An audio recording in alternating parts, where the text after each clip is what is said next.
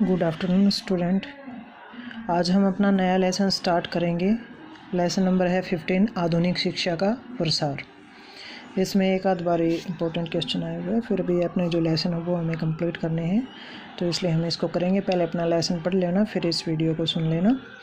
तो सबसे पहले अगर इंट्रोडक्शन देखें तो उस टाइम पीरियड में आधुनिक शिक्षा का प्रसार कैसे रहा था। तो ब्रिटिश काल में हरियाणा में अंग्रेज़ों ने शासन सत्ता कब संभाली थी? 1803 में संभाली थी। तो उससे पहले की अगर हरियाणा की स्थिति बात करें, शिक्षा कैसी थी, तो बहुत पिछड़ी हुई शिक्षा यहाँ देखने को मिलती है। और अंग्रेज़ों के समय में जो हरियाणा में शिक्षा का प्रसार है उसको 2 भागों में इन्होंने विभाजित किया, 1803 से लेकर के 1857 तक और 1858 से लेकर के 1947 तक। तो यहाँ क्या होता है, 1813 का चार्टर एक्ट जब आता है कि भाई भारत में शिक्षा के प्रसार के लिए क्या है, 1 लाख रुपए खर्च किया जाएगा, ये निश्चित किया जाता है। तो 1816 में क्या होता है, सोनीपत में पहले 2 स्कूल खोले जाते हैं, फिर बाद में 2 और स्कूल खोले जाते हैं। लेकिन जब सरकार की सहयोग इसको नहीं मिलता है तो वो बंद हो जाते हैं। अगर उच्च शिक्षा की बात करें तो वो भी हरियाणा में क्या है, 1857 क्या उससे बाद की भी स्थिति ऐसी है कि यहाँ कोई उच्च शिक्षा केंद्र नहीं है। दिल्ली कॉलेज में हरियाणा के जो विद्यार्थी हैं वो पढ़ने के लिए जाते हैं।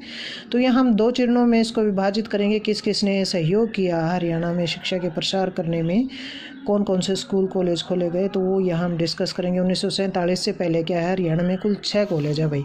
तो फर्स्ट पॉइंट हम लेके चलेंगे कि अंग्रेज़ों के आगमन से पूर्व हरियाणा में स्थिति कैसी थी। अब देखो हरियाणा में क्या है, जो हिंदू जो विद्यार्थी हैं वो कहाँ पढ़ते थे, मंदिरों में पढ़ते थे, वहाँ पाठशालाएँ होती थी और ब्राह्मण वर्ग उनको शिक्षा दिया करता था। और ऐसे ही मुस्लिम जो विद्यार्थी हैं वो कहाँ पढ़ते थे, वो मस्जिदों में पढ़ते थे, जिनको मकतब कहा जाता था भाई।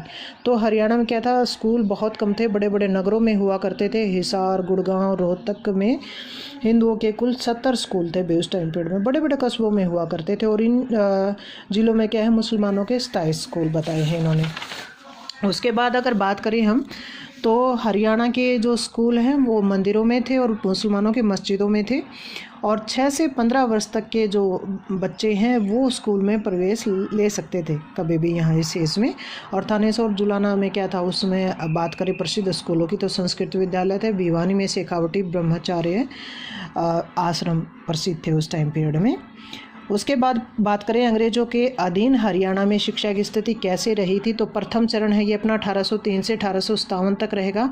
1813 का चार्टर एक्ट हमने बताया कि 1 लाख रुपए निश्चित कर दिया गया शिक्षा पर व्यय करने के लिए। लेकिन अंग्रेज़ों में ही जो ईसाई मिशनरी हैं या अन्य धर्म जो अलग विचारधाराएं रखने वाले हैं उनमें मतभेद हो गया और ये पैसा नहीं खर्च किया गया भाई।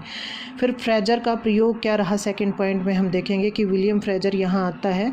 और उस टाइम पीरियड में क्या है, हरियाणा का जो हिस्सा है, यहाँ विलियम फ्रेजर को नियुक्त किया गया है लेफ्टिनेंट गवर्नर के रूप में, वो आता है और वो प्रयास करता है। तो 1816 में क्या होता है, यहाँ पर शिक्षा का प्रथम विकास का प्रयास करता है वो। सोनीपत में 2 स्कूल खोले जाते हैं, फिर 2 स्कूल और खोले जाते हैं, लेकिन सरकार इसमें सहयोग नहीं कर पाती है। तो और धन के अभाव में के कारण क्या होता है, ये बंद कर दिए जाते हैं।